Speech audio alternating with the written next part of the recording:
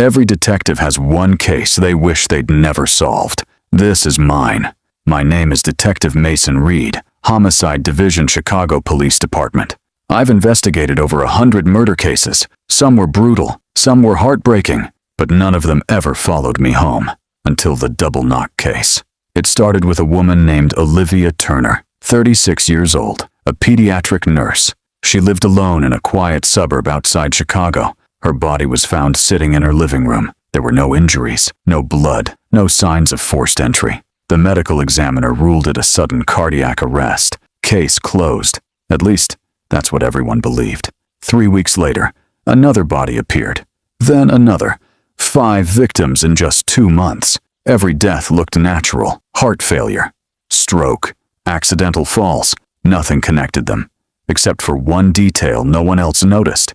Every neighbor gave the exact same statement. Someone knocked twice. Not once. Not 3 times. Always. 2 slow knocks. Nobody remembered the visitor's face. Nobody remembered what he was wearing. Only the sound. 2 knocks. Then silence. I couldn't explain it, but I knew it wasn't a coincidence. I spent days reviewing security footage from every neighborhood. Most cameras showed nothing, just empty sidewalks. Then, an old doorbell camera finally caught something. A man wearing a dark baseball cap walked onto a victim's porch. He knocked twice. The victim opened the door. The man smiled. The camera froze for 4 seconds. When the video returned, the porch was empty. No one walked away. No vehicle. Nothing. It was as if he had vanished. The video spread through the department. Everyone blamed the camera glitch. I didn't. Someone wanted us looking in the wrong direction. A week later, we caught a lucky break. A parking enforcement officer remembered giving a ticket to a blue sedan parked near one of the crime scenes.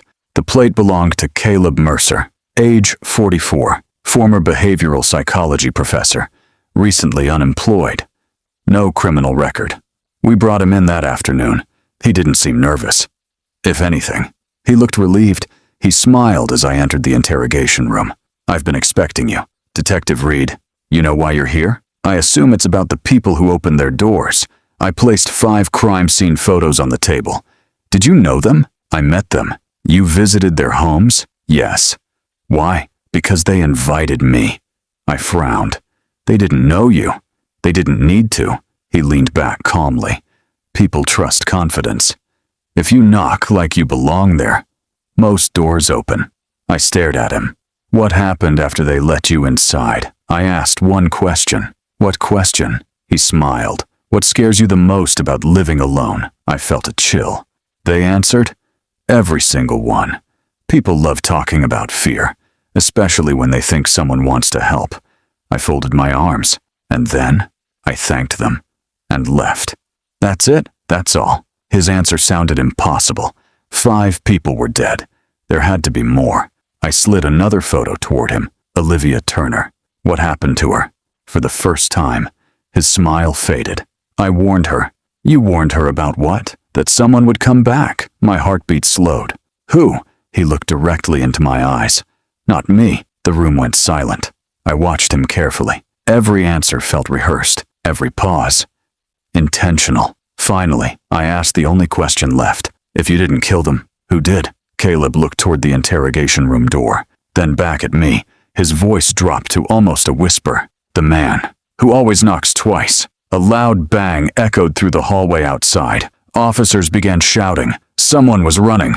The interrogation room door burst open. My partner's face had turned pale. "Mason, you need to come now." "What happened?" He swallowed hard. "We just found another body." I looked back at Caleb. He was smiling again. Slowly, he raised both hands and knocked twice on the metal table. Knock, knock. The morgue was already sealed off when I arrived.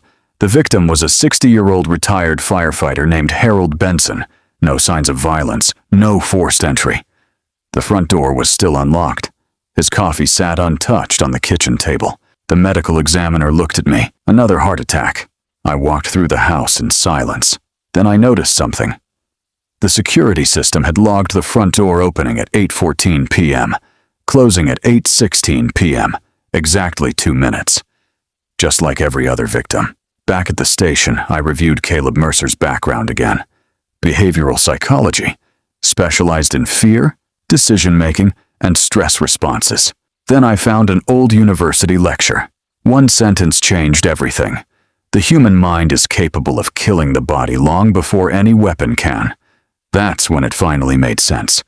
Caleb wasn't choosing victims because he hated them.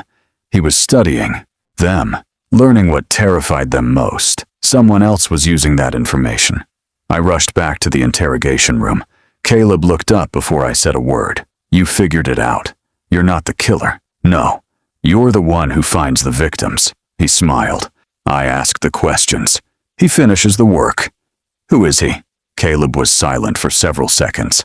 Then he leaned forward. My younger brother, Simon Mercer. He always believed fear was the purest weapon. He never carried a gun. He never carried a knife.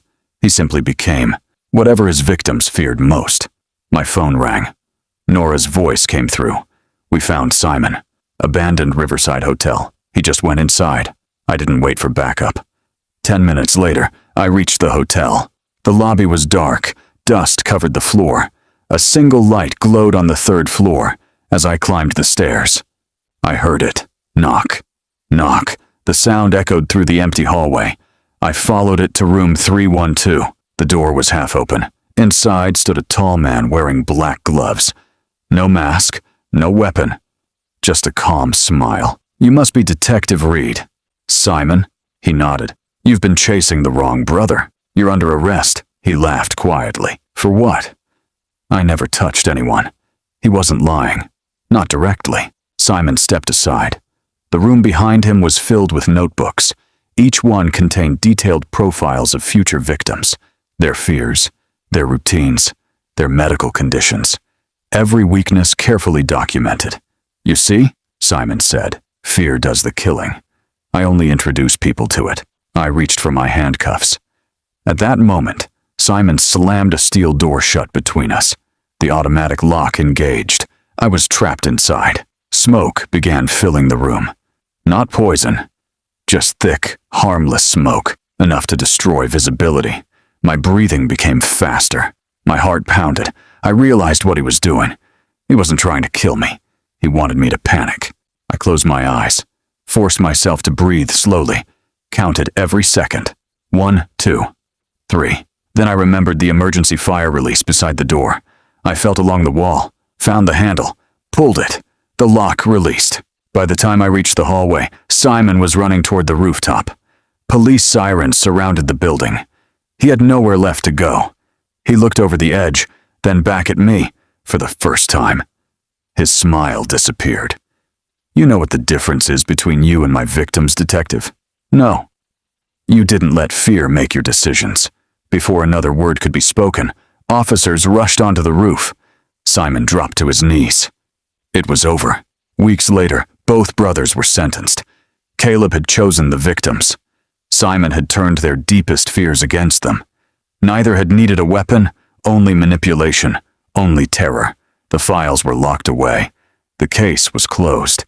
But even now, whenever someone knocks on my front door, I never answer after the first sound.